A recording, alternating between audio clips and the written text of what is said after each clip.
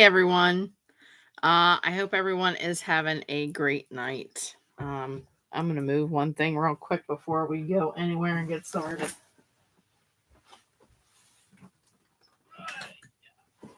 I'm going to move this over here real quick for just a second. Hoping y'all can see me. Let's go this way with the hair today. Yep. Just to let you guys know, if you're trying to jump on to Witches Winging It tonight on Facebook, it is not on Facebook tonight. Our producer, Tim Hopper, got called away for work. So I thought that I would do something a little different. I'm going to give Jen the night off tonight. So there has been a little bit of hubbub on social media regarding some things about what I'm about to say. I can't even talk tonight. What I'm about to say. What I'm about to say.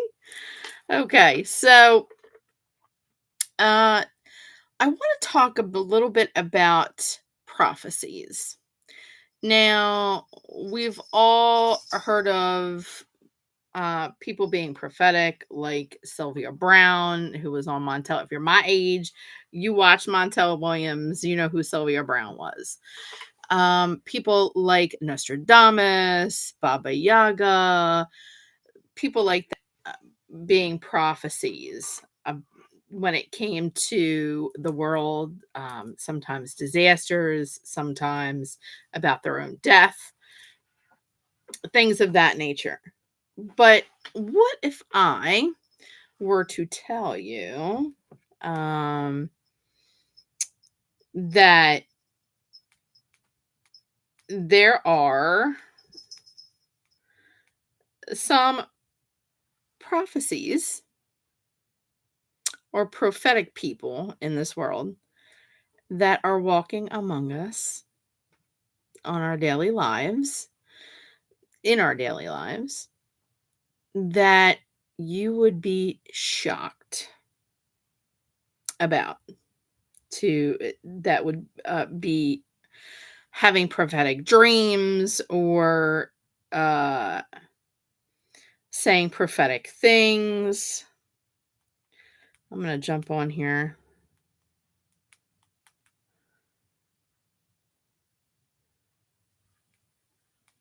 Corner cauldron.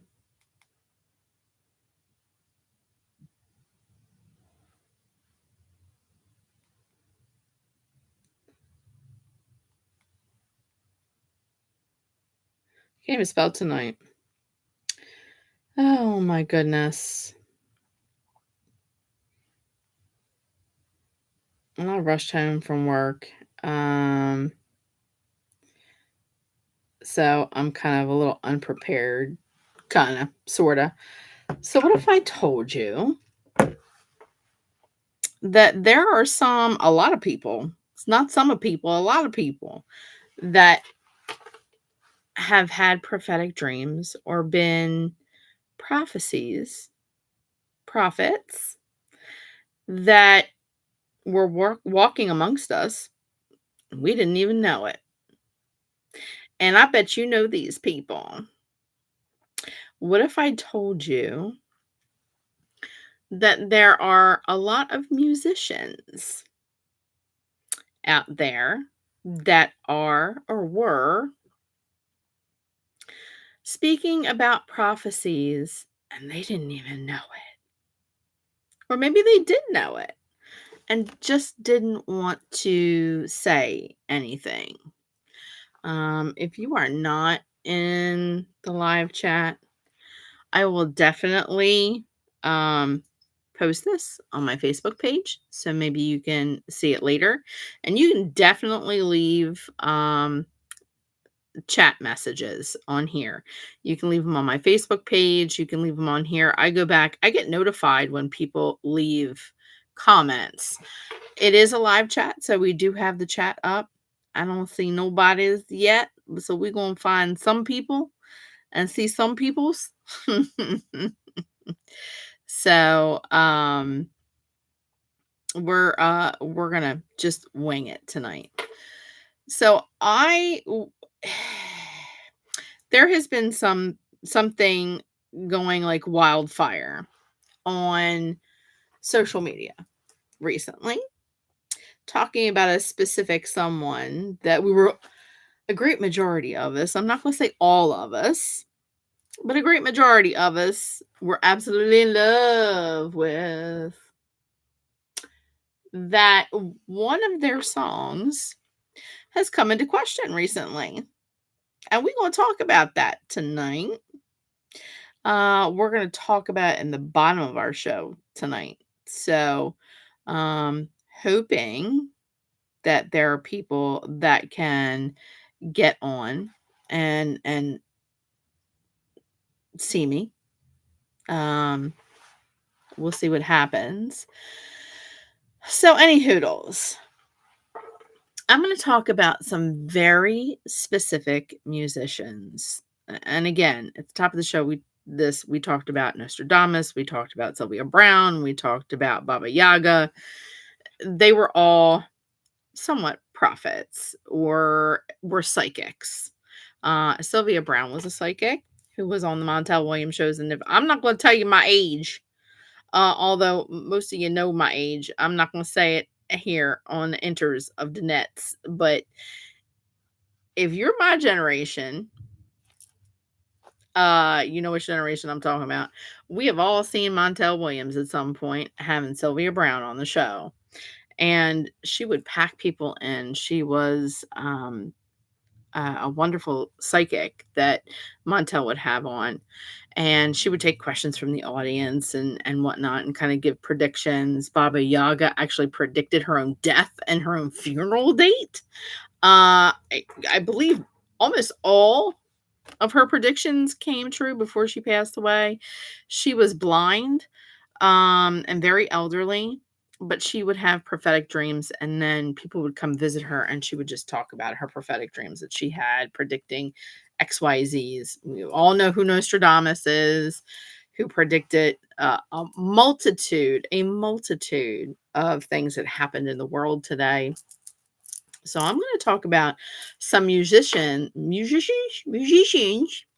that you probably ain't even heard of yet, or didn't think could be prophecies, maybe. Okay. Uh let's talk about the first one, Peter Townsend. If you're all familiar and you're from my generation, which is Gen X, we all got um acquainted with the Who. And Peter Townsend was a guitar player on the band called The Who. Peter Townsend in 1971 wrote a song that was, I think Relay was the first A side. This is when you had the small albums where you had an A side and a B side. Vinyls. I'm talking about vinyls. That's how old I am. Vinyls. Which had an A side and a B side. The A side, I think, was called Relay, and the B side was called Wasp Man or Wasp something. I'm not quite familiar. I wasn't really into the Who.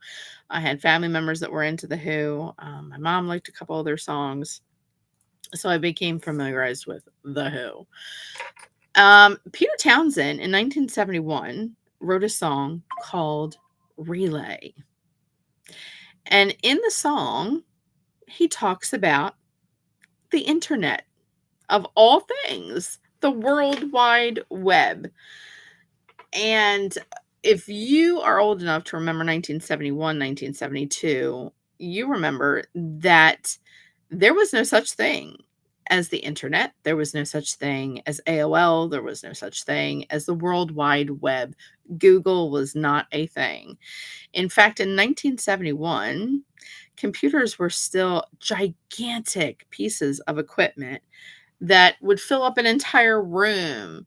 They were not yet made for tabletops like this one right here that I'm talking to you from. He kind of prophesied about the internet, talking about relay and how everything was going to be connected, information was going to be shared via the waves of the air and on a relay system. So basically, that's the internet. The internet, I believe, although I'm not an expert, but I believe that the internet runs on a relay system.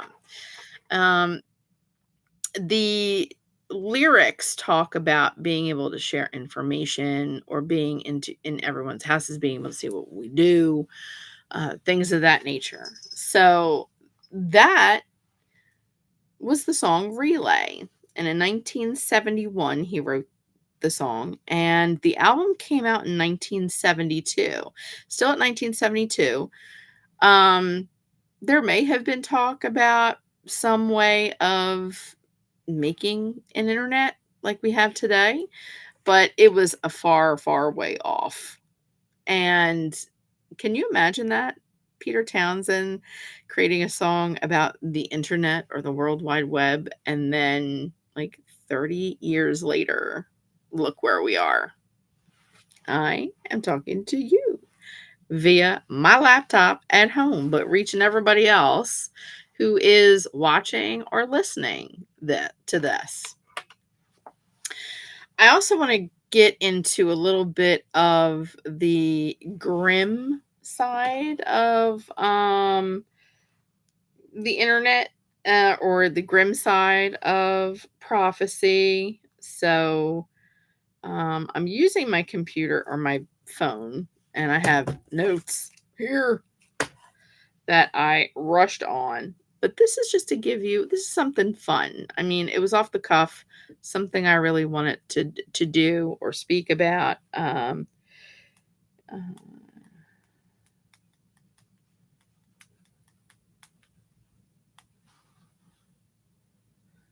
um,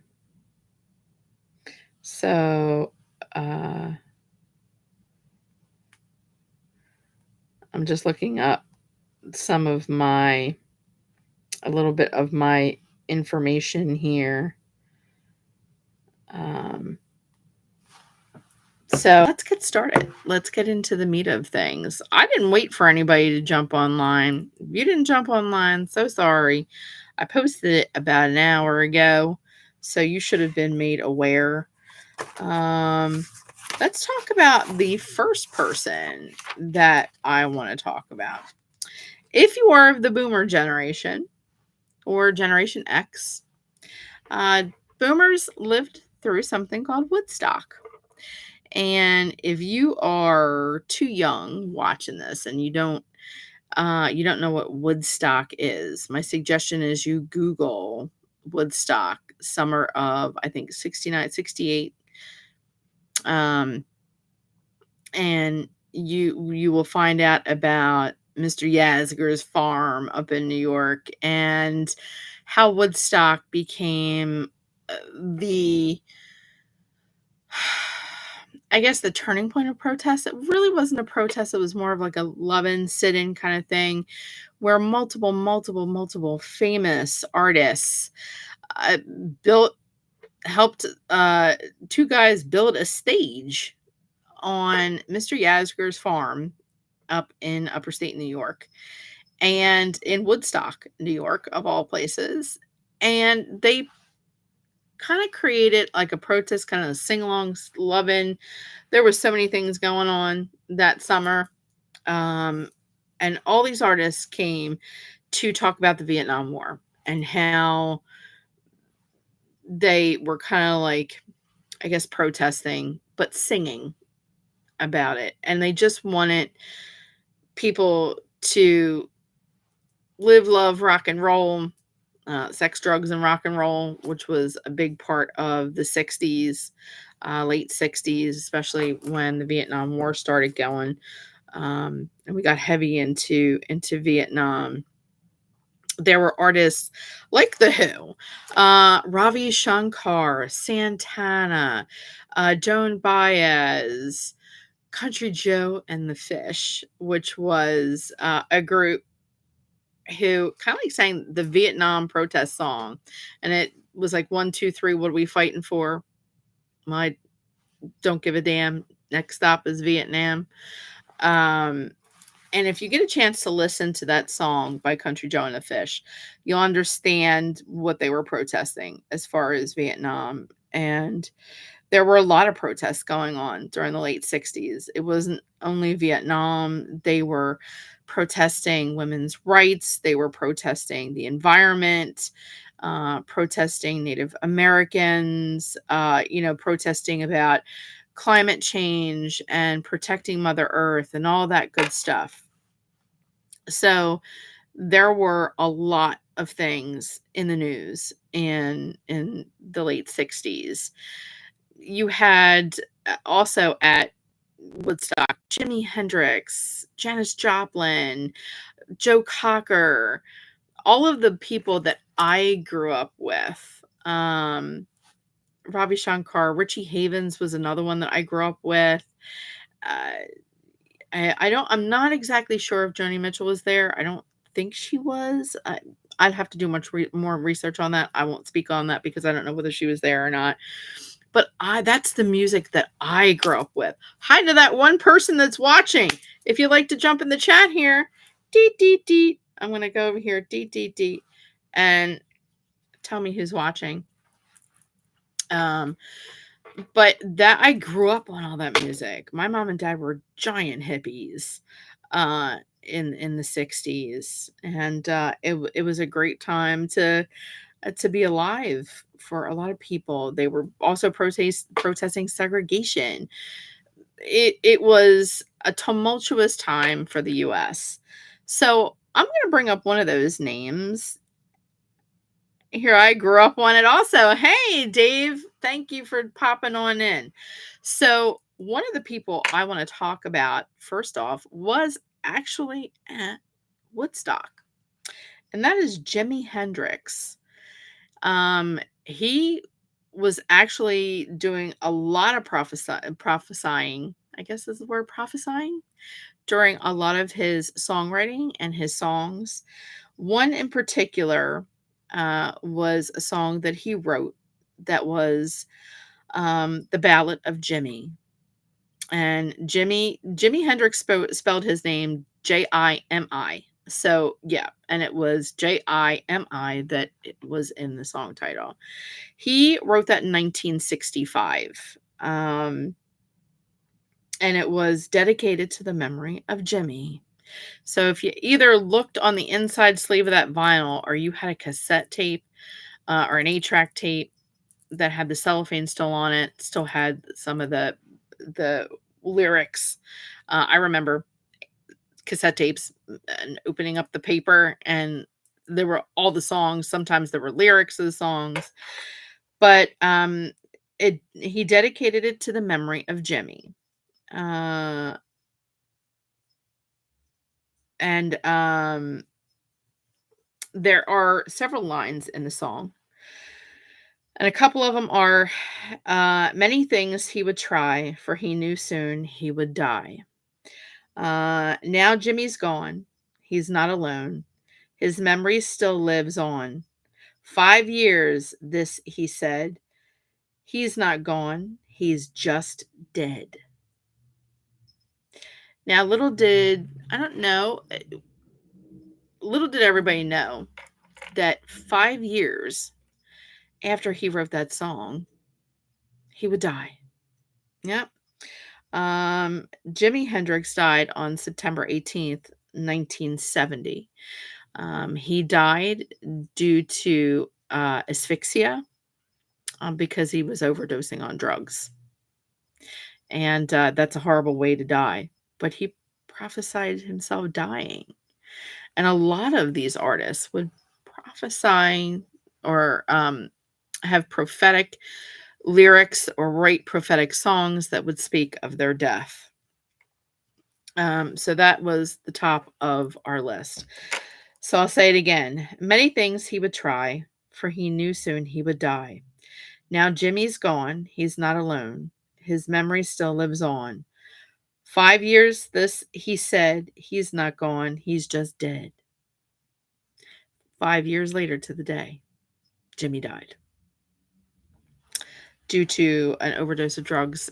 He asphyxiated. So if you're not familiar with asphyxiation when you're overdosing, a lot of the times they vomit and they inhale it. And unfortunately, that's how Jimmy passed away. Another one I'd like to take a look at is none other than now this is a band close to my heart, right? And one person who is extremely close to my heart, John Lennon. So you can't, not know about Jimmy or John Lennon. Excuse me. I'm just trying to fiddle with my hair because I don't like the way my hair is laying tonight. So if y'all can just never mind this. Um, I was so enamored by the Beatles. I grew up with the Beatles. Um, Music was always in mom's house. And I believe she was like the first family member or the first one on the block to have surround sound when it came out. And I remember listening to Pink Floyd and hearing the helicopters going around the room. And, we could go from 1 minute Joan Baez would be on, Buffy St. Marie would be on with her song Cripple Creek, John Denver, and then it would switch to Jimi Hendrix and Janis Joplin, The Doors, Cream, a group named Vanilla Fudge, Mountain would be on, Black Sabbath would be on. So it was a whole helter skelter full of music that was on. The Beatles were huge. I introduced my daughters to the Beatles, and I believe both of them still have on their playlists on their phone Beatles songs. Um, I think I kind of resonate more with George than I did with John, but I also like John. Hello to that second person that's on. If you want to jump in the chat and tell me who you are so I can say hi to you, that would be great. Um, John Lennon, if we were unfamiliar with her, you're younger than I am. Took time off. He was the lead singer of the Beatles and wrote hey Desiree, how are you? He was the lead singer of the Beatles. He and Paul McCartney would switch off and on. They were songwriters for a lot of the band's songs. We can't dismiss Ringo Starr, we can't dismiss George Harrison, who just wow, really, the Beatles. There's nothing else to say, just the Beatles. I still listen to their music today. But John Lennon took time off in 1975. So if you see me looking down, I'm looking at my notes that I made. Took time off in 1975 from his music career to take care of his newborn son. And he returned to the studio in 1980 in order to begin work on his Double Fantasy solo album. And I don't know how many of you have either the vinyl, if you're that lucky to have the vinyl of Double Fantasy. Living the dream, living the dream. I know. But if you're lucky enough to have that album, there is a song on the album called Borrowed Time. And in that song, there are lyrics that say, living on borrowed time without a thought for tomorrow. Um, and it was a song uh, being prophetic about his own death. Yep. Unfortunately, John never really got time to get that album out, and I believe it was Yoko, who he was married to at the time. Yoko Ono actually finished what needed to be done on the album and published that album and got it out to the record company. I believe they had their own record company at the time, or he was he had his own record company at the time. I'm not exactly sure. So that was one of the songs that was on there that was prophesying about his death. And in 1980, on December 8th, John Lennon was shot um, by, I believe his last name was Chapman. And funny enough, he was heard stating in some of his interviews or candid interviews, home videos, that um he didn't get a good feeling in that apartment building in Manhattan ever, but he kinda just, like, shrugged it off. "Imagine" is one of my favorite songs post Beatles. Yup, mhm. That's a great song. Norwegian Wood is one of mine. There's, Rocky the Raccoon, there's Glass Onion. Oh my goodness. Across the Universe is another great song that was put out by the Beatles. It's on the Beatles' White Album or the Black Album. I think it's on the White Album. But, um, he was actually, I think, had taken a walk or was coming home from somewhere, and Chapman had bumped into John Lennon and was acting all crazy, going, "Oh my god, I didn't know it was John Lennon. I'm sorry I bumped into you. Would you mind autographing something for me? Great. Have a great night." Kinda like handshake and everything, and John was that type of person when he would just, meet a lone fan, he would sign something and then they'd be on their way. Well, he signed it and then I believe either turned around or came back later and shot John in front of his apartment building. Um, so that is another song that talks about predicting the singer's death. Um, and you know, you gotta hand it to John and everyone from the Beatles. They had taken a trip to India. This is when they were getting out of their, like, 50s, 60s, early 60s kind of thing. I believe they came to the United States in 1965. Um, David, I don't know if you can, tell me yes or no about that. I think I wanna say it was 1965. It may have been 1966, but I wanna say it was 1965 when they were on the Ed Sullivan Show and had made their first trip to the United States. Um, they had transitioned from that kitschy, London underground music. Richie Valens often dreamt that he would die in a plane crash. You are correct, and he did die in a plane crash.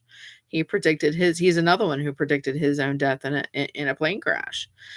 Um, so, talking about being a guru, being a prophecy, being a prophet, talking about prophecy, the Beatles had gone from those early stages and had then moved into the psychedelic era with their Yellow Submarine song, Only Hearts Club Band, and they had taken several trips to India and had met with gurus. Um, George Harrison was huge into the Hindi guru phase, and in fact had met Ravi Shankar. And if you do not know Ravi Shankar was a musician, an Indian musician who was wicked on the sitar, who had a daughter named Nora Jones. So if you're still not familiar with Nora Jones, you must have been living under a rock somewhere. And years ago, George's son, George Harrison's son, had put a concert together after his father's death. And it was called A Concert for George. So if you are familiar with that or if you've seen it, if you can YouTube it or you can get it on Prime, Netflix, whatever, go out and purchase it. If you can, I purchased it for my mom, and it has just we've played it so many times. ELO was on there. George's son, who looks just like his dad, spitting image of his dad, and can play a mean ass guitar like his dad, was there. Nora Jones was there. I think it was the last time Ravi was seen. He was a dear, dear, dear friend of George. And it was everyone. Tom Petty was there. Prince was there. I believe at one point, Sting may have been there, and of course Ringo Starr was there.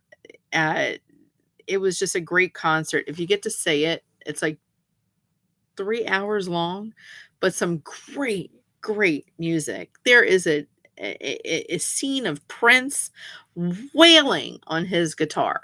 I mean, wailing. And my mom and I are like, yay, standing up, going, yes, yes. Um, it may have been on PBS. I think it was on PBS. Didn't he also play on a song or two with the Beatles? He did. He did. Across the Universe, if you play the song Across the Universe, there's sitar and Hindi. I don't want to call them flutes. I don't know exactly what they're called. They're a windwood instrument.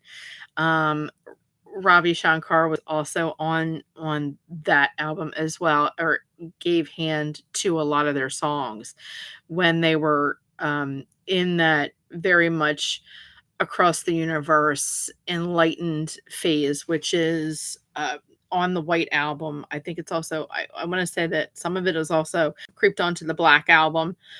Um, great, great, great man. So peaceful and calm. So that was John predicting his death. Um, Another group that we want to talk about. Now, this is getting later into the 70s. Leonard Skinnard. So, if you are familiar with Leonard Skinnard, if you do not know the song Freebird, you know what? Bye. Bye. Just all you buy. Um, the group Leonard Skinnard um, created an album or made an album in 1977 called Street Survivor. Now this kind of has two sides of the coin, which are very eerie. Number one, the first thing that's extremely eerie about it is the cover of the vinyl. So if you have the cover of the vinyl, you know exactly what I'm talking about, or remember purchasing the vinyl of Street Survivor in 1977, you know what I'm talking about. The cover of the album, or the dust sleeve of the album, shows all the members in the band. If you don't know Freebird, you were hiding in a cave. Yes, you were hiding in a cave. You lived in a vacuum, man. Um, and it depicts all members of the band, but they're engulfed in flames. Like they're all smiling and everything, and they're just engulfed in flames. So, um, and in one of the songs, I believe the name of the song is called That Smell. And the line goes, "Ooh, that smell." So you know what I'm talking about. There's a line in the song, or there's a couple lines in the song that say, "You'll be all right come tomorrow, but tomorrow may never come. Angel of darkness upon you. That smell. Ooh, that smell." That was released, I believe, June. It may have been June, between June and August of 1977. In October of 1977, a plane crash happened, killing Ronnie Van Zant, Steve Gaines, Casey Gaines, and a couple other members of their band. There were no survivors. The plane went down in a engulfed in flames. I wanna say that maybe it hit the side of a mountain. I'm not exactly sure whether it did hit the side of a mountain, but a a great majority of the band members died. And how weird or eerie is that to have an album cover with all of them depicted engulfed in flames, and then months later, they're gone. Um, that's just, that hits hard. Um, so there are two more that I want to get involved with. Well, actually, three more that I want to get involved with. This one is eerie. I mean, super eerie. Eerie to the ear-ist eerie. Ear. Just like, excuse me?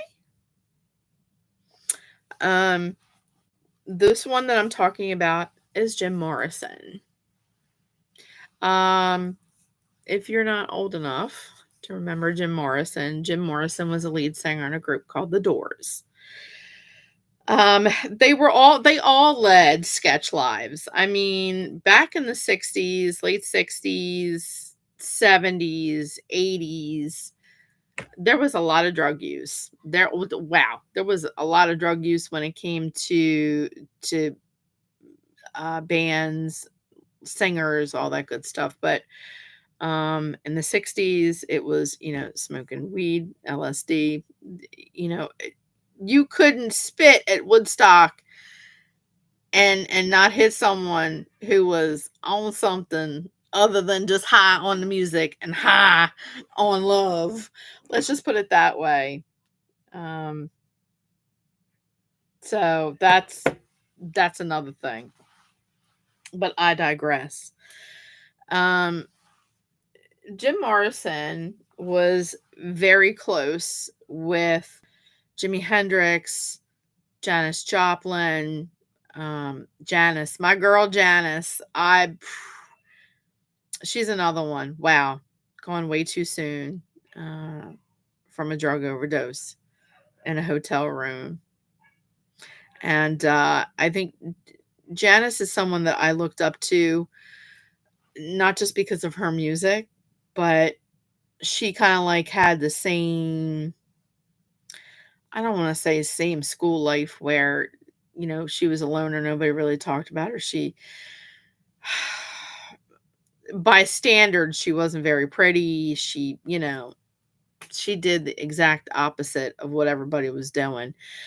But what I liked about her was her songs, that soulful R&B, rockabilly, just when she sang and when she growled and screeched, it was her soul was coming out of her body. Um, and my mom had the privilege of seeing her a couple times in concert where, every concert she was at, she came out with a bottle of Jack Daniels in one hand and a joint in the other hand. And that's the way it was. And she was with a group called Big Brother and the Holding Company for many, many, many years. And just if you do not know Janice, you do not know the song Bobby McGee, Ball and Chain, Move Over, Cry Baby. Wow. You just need to move on and just put yourself back in the closet where you came from. Because just put yourself back in the dark room and just hide. You should listen to some of Janis Joplin. She had a one of a kind voice, and you could tell she put everything into that song. She really did. When she came out on that stage, she commanded a presence. I mean, with the big gigantic feather boas in her hair and her long hair and her hipster jeans, and all of her beads and everything, and the amount of jumping up and down and just screaming and her whole soul coming out was wow. But getting back to Jim Morrison was very close with apparently very close with Jimi Hendrix and Janis Joplin. So he was at a watering hole, a famous watering hole that the place where they used to haunt the most when they went abroad, and he was at a famous bar, their favorite bar. The whole group was there, the whole band, in Paris, and they had ordered a couple drinks. They were sitting outside enjoying the weather, just you know chatting it up, talking about this, talking about that, talking about whatever's. And Jimmy or Jim Morrison all of a sudden got real quiet. And he raised his glass like he was gonna, make a toast. And everybody raised their glass thinking that, he's gonna make a toast to Janice and to Jimmy, which they had lost I think a year prior or so, a year or so prior. And when he eerily raised his glass and he looked at his bandmates and he said, "You're drinking with number 3." Now think about that. I want to let y'all know that you're drinking with number 3. Um, and on July 3rd of that same year, he died, making it 3. So he was the third person, and he was foretelling of his death. And I believe it was, I want to say it was Jimmy first, then it was Janice, and then it was Jim Morrison. Um, so that's I don't know the innards or the outards of his death. I'm gonna say that it was due to drugs, but I'm not exactly sure. Um, so if you ever want to see a movie, the Doors movie with Val Kilmer playing Jim Morrison, great movie. Another great movie. You should go out and say it. Um, so there was a musician, another musician by the name of Jeff Buckley, and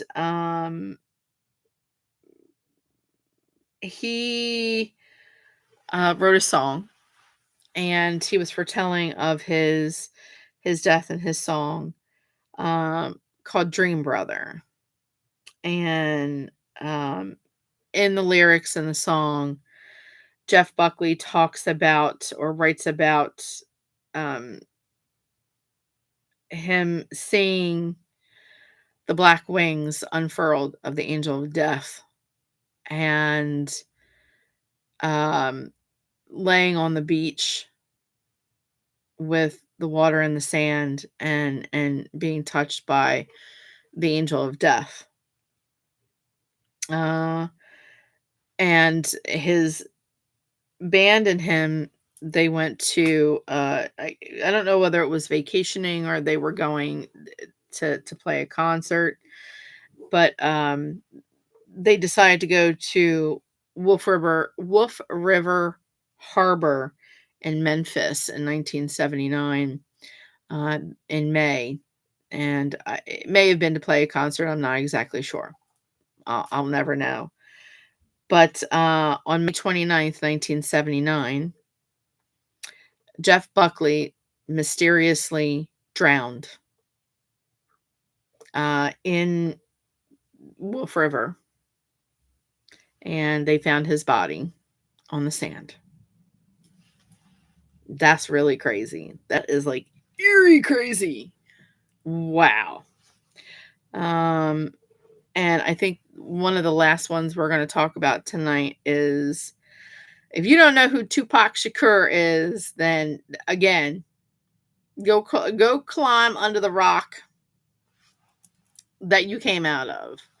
Everybody knows, or everybody that lived through the 90s, and liked rap or was into rap, like rap groups like Biggie, the Notorious B.I.G., Tupac, NWA. Who else was there? I'm trying to think of. Snoop Dogg was another one. They were all, within that same label. I want to say they were all under the same label, I guess. Um, Tupac uh, kind of did a rap on an album with a person named, his life story was on 3 weeks ago on Bounce. On Bounce. I didn't get a chance to see that, but I really wasn't deep into the rap scene. I mean, in high school, um, this kind of happens, you know, years after I graduated high school, kind of thing, where he collabed with a rapper named Richie Rich, and um, they made a song called "The N Word." I'm not going to say it. We all know what it means. N word.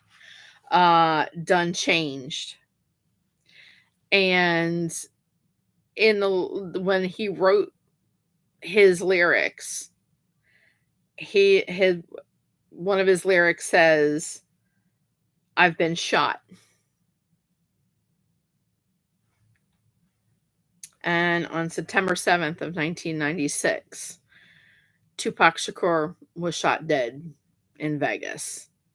There is a lot of clouds and darkness that shrouds the whole Tupac thing.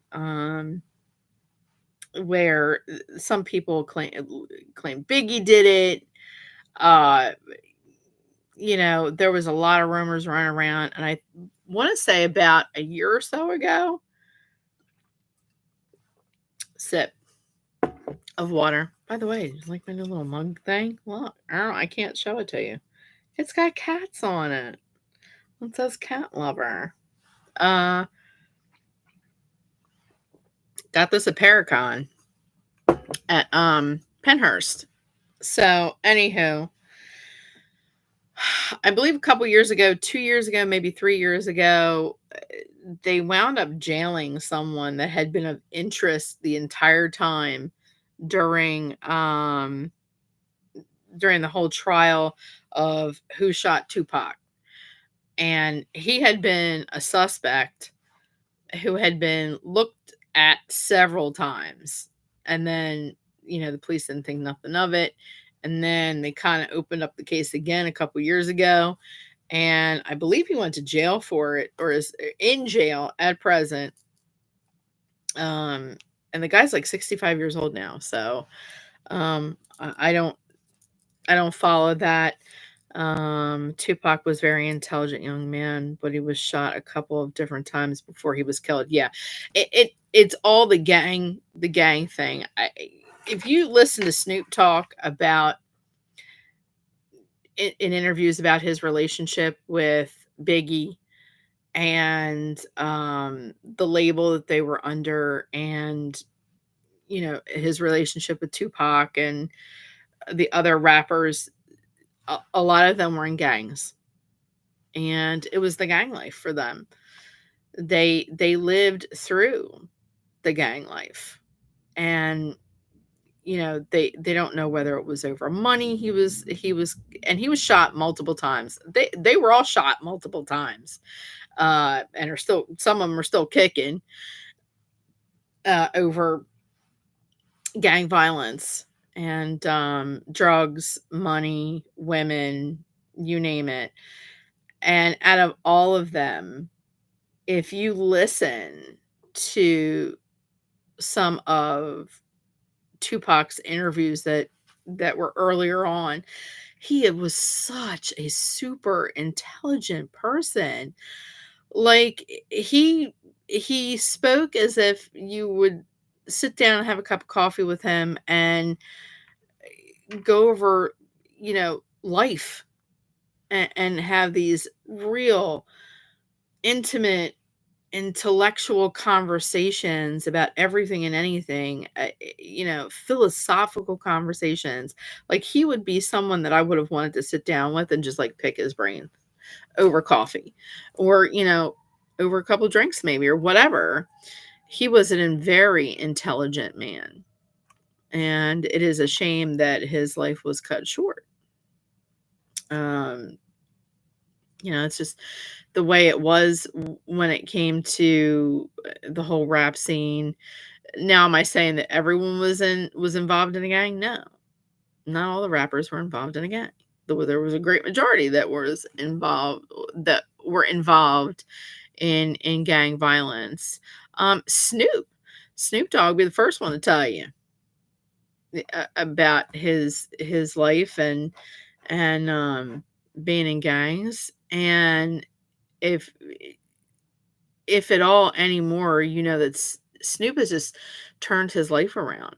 I mean, he's got a beautiful wife, he's got kids, he's got a crap load of kids, he's got grandbabies.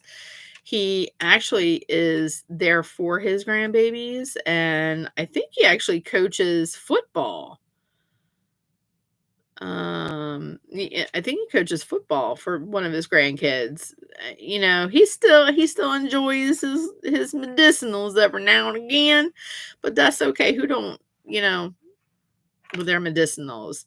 He's been on Martha Stewart, for crying out loud. Who would have thought that Snoop Dogg, Diggity Dog, and Martha Stewart would be making TV together? That just don't make no sense. You would have never thought um that he would have done stuff like that. But yeah, he's funny as hell. He's hilarious as hell. And again, he is one that actually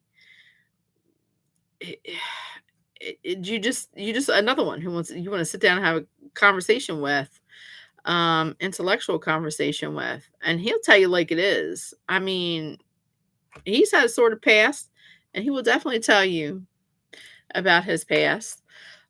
He's not afraid of it. He don't shy from it.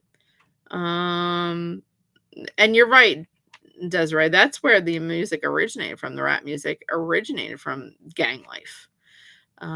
You got South Central LA. Um, that was a huge hotbed for drugs and money and gangs. I think it still is a big gang community out there. And he does coach. Thank you, Dave.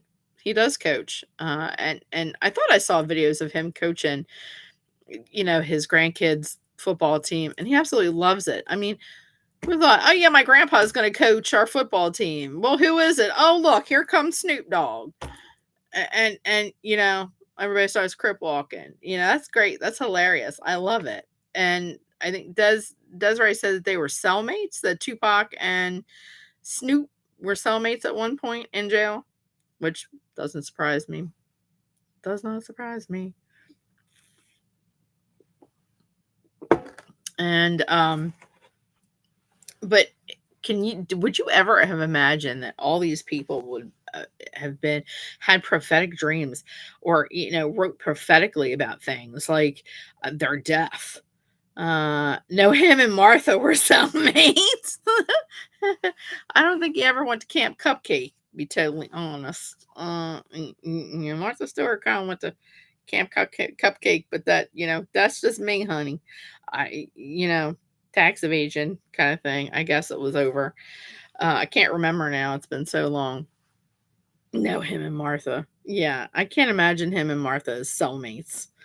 That to me, well, who would have thought? Who could have imagined him and Martha doing cooking shows? I Who knows? Did he teach her how to roll a doobie? Mm. Pass the Dutchie? I, I don't know. This is just my opinion. I'm not saying I know for a fact. This is whatever's. I'm gonna get flagged now.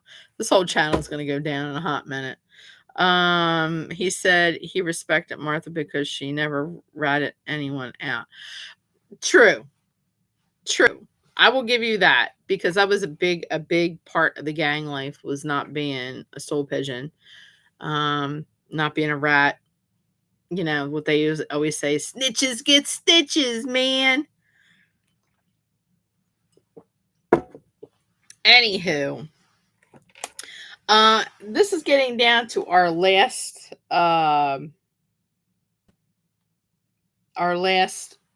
person, and I thought I would save the best for last because it's probably going to take about a half hour, so we'd be on the air for like 2 hours, an hour and a half, kind of thing. So the last person I want to talk about, this is who sparked it all. Okay. Um, and I don't know why all of a sudden people decided to wake up on this one. Us Gen Xers, Gen X, whoop, whoop, and the boomers too. I'll put the boomers in here. David, you're allowed to come. I'll put the boomers in there too. If you just caught on to this again, where have you been? I'm just saying. I am speaking of the one and only Prince, man, or the artist formerly known as Prince by that symbol. Um, but Prince, man, Prince was the only person that I knew that could look better in a pair of heels than your girlfriend. Put on guy liner better than any woman I knew and could still steal your woman. Could still steal your woman. There was something about him that was just sexy, man. I, his smooth moves, his guitar playing. He's another one. I would rank him up there if I had to rank guitar players. I mean, you got Jimmy Page, you've got Jimi Hendrix of all people, Carlos Santana, Prince. I mean, come on now. There were so many great guitar players, but if could put a couple out there. I mean, look at Jimi Hendrix. Jimi Hendrix could play the Star Spangled Banner with his teeth. And I believe he did it during Woodstock. I believe he played it with his teeth, or he played it behind his back, if memory serves me correct. He took the guitar, put it behind his back, and played the Star Spangled Banner. On one of his albums, he played all of the instruments. Yeah. Hmm. Yeah, he was another one who was super intelligent. Oh my god. Um, he did Prince. Prince played all of the instruments. You're correct. Played all the instruments. He was another one who's super intelligent, and he could make a guitar sing, like reveal its soul to anyone, and dance on top of it. But was such a soulful person. And if you ever heard him talk, uh very, very super quiet. Um, I think in a couple of the interviews I saw him on, he they called him quiet, but Diane Sawyer called him quiet one time, and he laughed and he said, "I don't find myself quiet." He just said, "If I don't have anything to say, then I don't say it."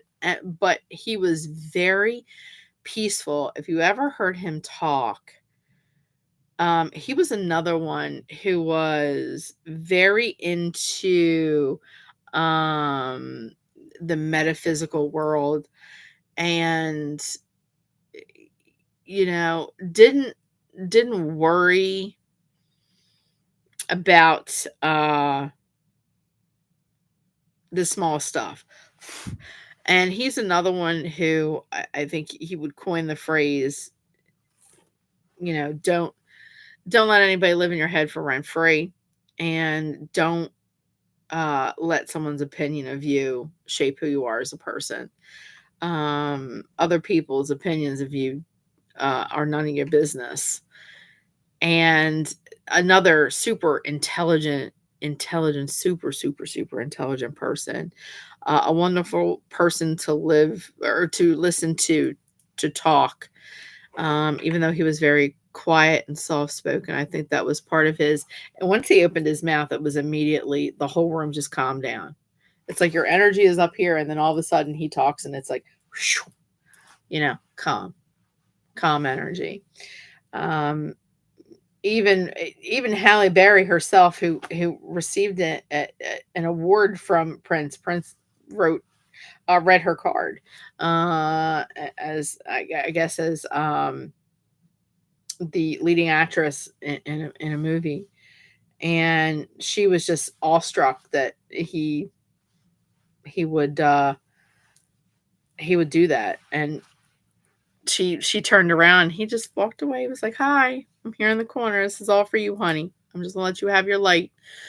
And he was on The View a couple times. Diane Sawyer, I think, was one of the last persons to, or last people to have interviewed Prince before his passing. And who can forget the Super Bowl? I mean, damn! Come on now, in the rain. Man still had his hair coiffed, even in his little do rag that he had, on, and his skinny pants, and his high heel boots. But getting to the meat of it, recently in the news has been the song that he wrote called Seven. Now, I don't know if you guys are familiar with the song Seven. If you're not, go back and listen to it. But it has been all over TikTok, the ticks of the talks. It's been all over Facebook, all over Insta. All of it has been on there. And y'all just waking up right now. When us people in the metaphysical world have been on to his ish since the very beginning. Since the very, very, very, very beginning of him writing about prophetic dreams that he had, and just um you know being very prolific with his verbiage, his lyrics, and things that he's written. So if you're unfamiliar, and Seven is one of my favorites. Doves Cry, Purple Rain, 1999. Wow, come on now. uh Raspberry Beret, which was kind of cool, kitschy song. I mean, he had Sheila E on a lot of his albums. Her and him were like besties there for a while. But when I talk about the song Seven, it that's exactly what it is. It talks about seven. And there has been a lot of debate recently on what the seven are that he's talking about. Um, and it kind of hits for the times that we're in right now, or the times that we've been going through at this point. Um, I'm just gonna read off some of the lyrics. So if you haven't heard Seven, I think you should go to the Youths of the Tubes, and after this, not now, after this, and play it while you're watching this, even after, like when we've all said goodnight and goodbye to everybody. Smash that like button. It would help me out a lot. And leave a comment if you want. But the chorus to Seven says, all seven, and we'll watch them fall. They stand in the way of love, and we will smoke them all with an intellect and a savoir faire. No one in the whole universe will ever compare. I am yours, and you are mine, and together we will love through all space and time. So don't cry. One day you're seven, all seven, excuse me, not your seven, all seven will die. Um, so there are a lot of a lot of people who say it's a specific seven, and you may be right with this, because in verse 1 it says, and I saw an angel come down unto me. In her hand she holds the very key, words of compassion, words of peace. And in the distance an army's marching feet, 1, 2, 3, 4, 1, 2, 3, 4. But behold, we will watch them fall, and we will lay down on the sand of the sea, and before us animosity will stand and decree that we speak not of love, only blasphemy. And in the distance 6 others will curse me, but that's all right, for I will watch them fall. So there is a lot of clamorings on the internet about him. What seven are they? There are half that believe that it's the 7 deadly sins. Um, and that eventually we have the key in our hand to the 7 deadly sins. If we speak of only love and compassion for one another, um, and not with blasphemy towards each other, then everything's going to be okay. We'll conquer the 7 deadly sins, which is sloth, gluttony, lust, envy, greed, and it kind of seems like that's where this world is heading right now, especially in these times that we've been dealing with a lot of ish, um, and it kind of makes sense.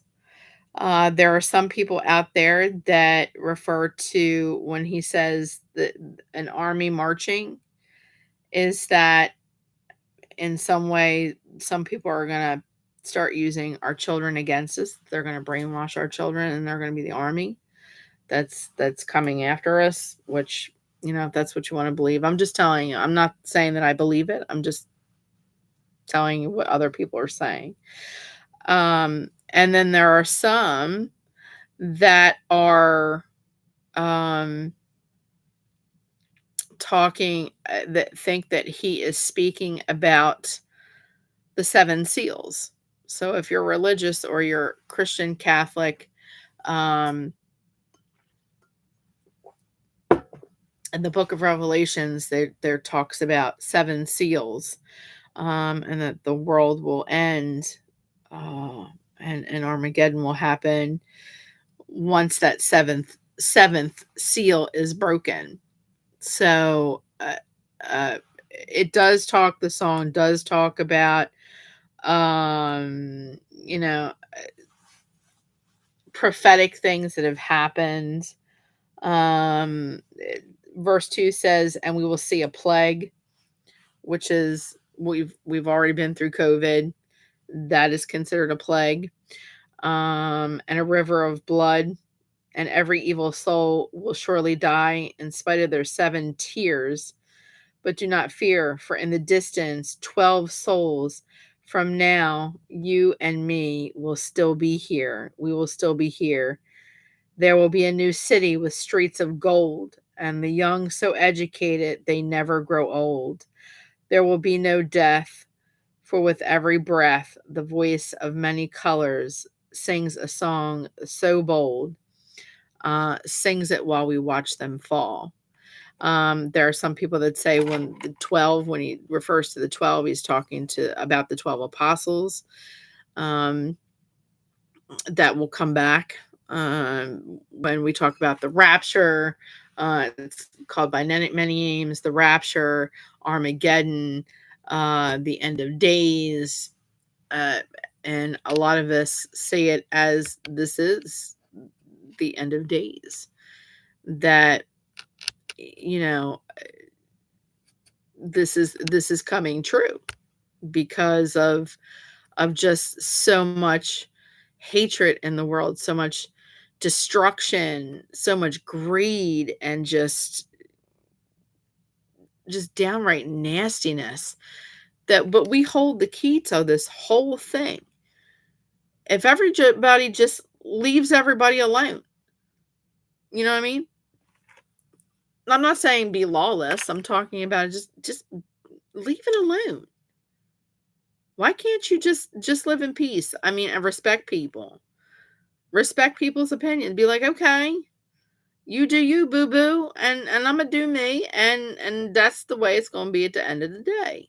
I you know, but just the amount of hatred and racism and just xenophobia, homophobia, all the stuff that's going on just because somebody exists. You know, and my grandmother always used to say that the world will end when there's peace in the Middle East. Um, for millennia, people in the Middle East have been fighting over a strip of land that's no bigger than my alleyway. For what? For what? To say nanny boo boo? And to do the Eddie Murphy, I got some ice cream in and have anything in it. That's ridiculous. It's absolutely ridiculous. I mean, come on. You want to fight over a piece of land no bigger than my alleyway. For what? For what? For nothing. For nothing. I mean, the one country that gains it, then you got them fighting over something else now. Now something else is going to happen that they're going to fight over something stupid. If you want my honest opinion about seven, we as metaphysical people, we as light beings, we as energy healers, have seen this coming for years, years before Prince even died. Um, you know, and we think that they are talking about both. That he is talking about both the end of days, which is Armageddon, and the ending of the world, the rapture, call it whatever you want, the rapture, um, the seven deadly sins, the seven seals. Um, we've already had the plague. Half of the shit has already happened. And what a person to be prophetic in a song. I You have to think about your own opinions. So go back and listen to the song and see what your opinions are.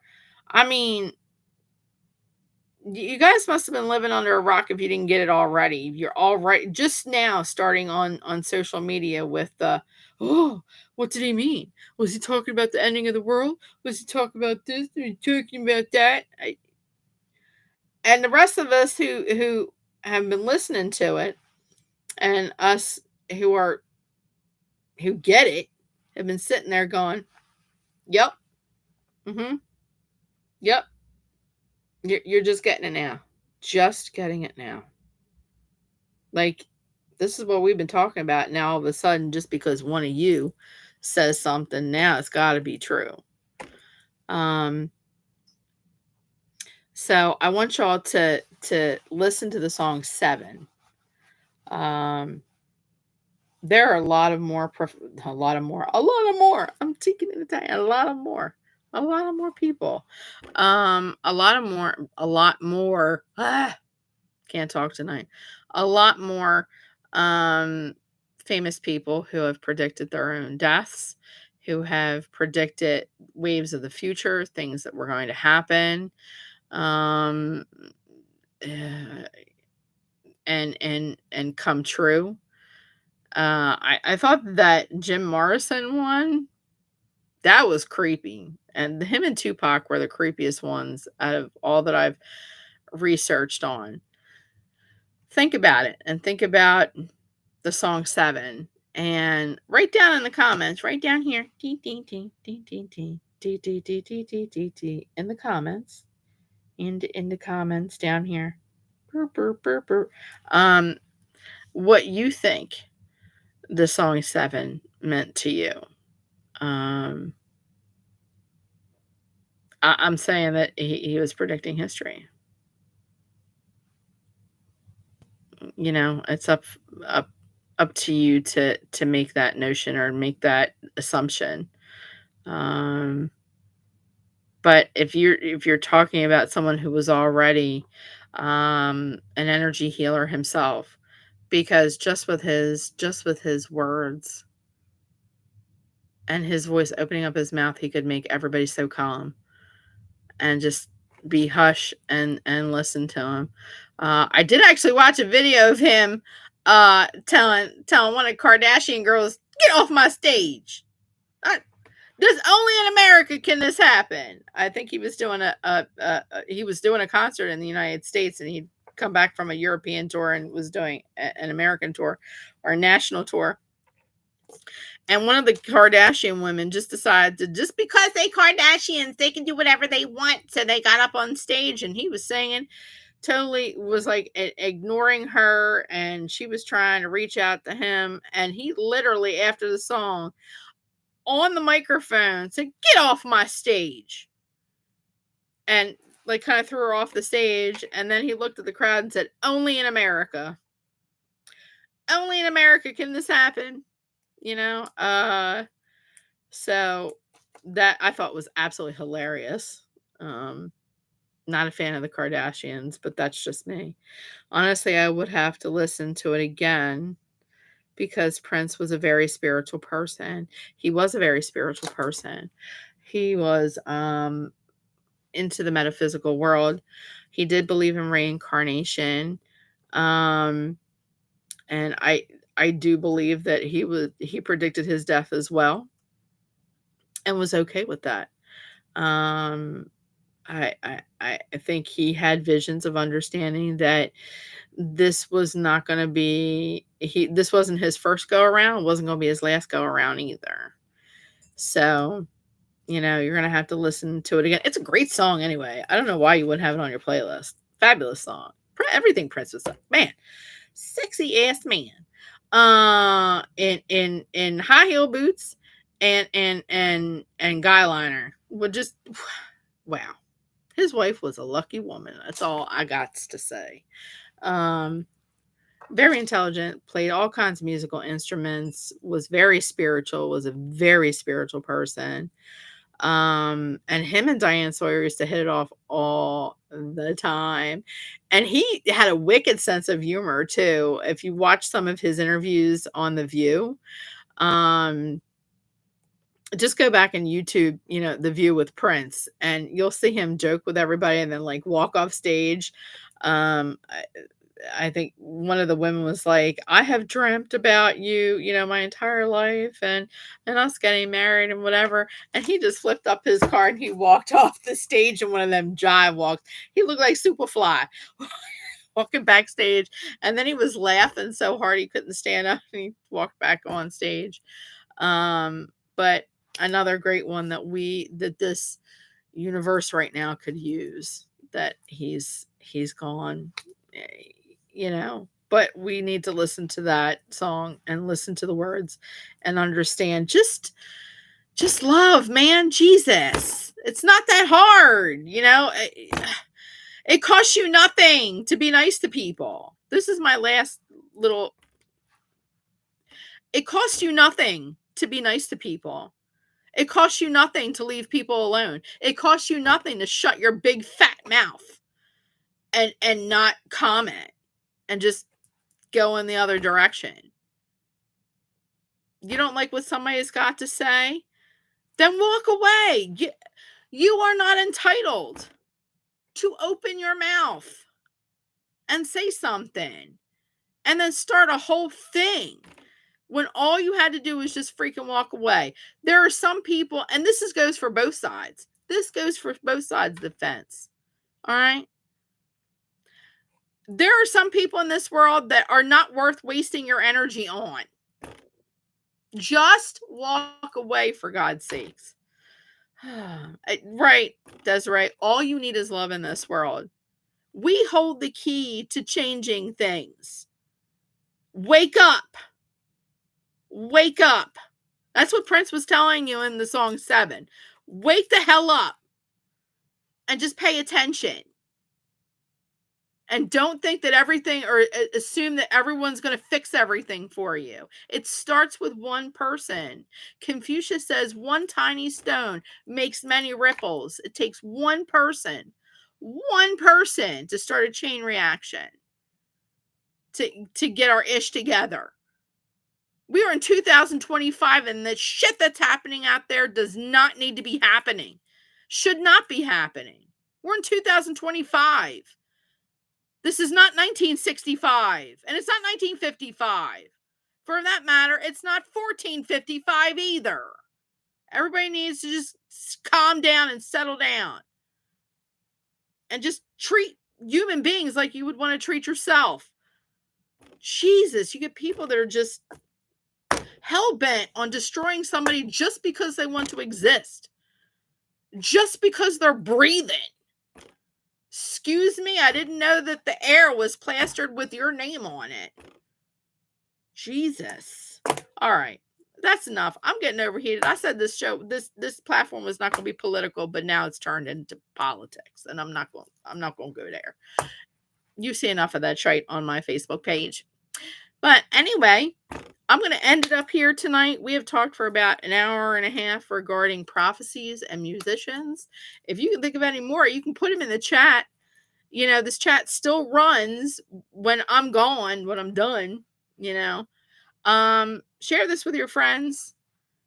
Smash the like button and subscribe to my page. You know, more shenanigans. There's more shenanigans and more random shite to appear on this channel in the coming future. So I hope I enlightened some of you. I hope you were entertained.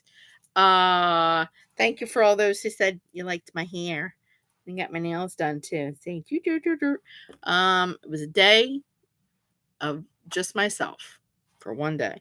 All right, y'all. I gotta get off of this thing. Freddie Mercury was another one who died young. Yes, Freddie Mercury.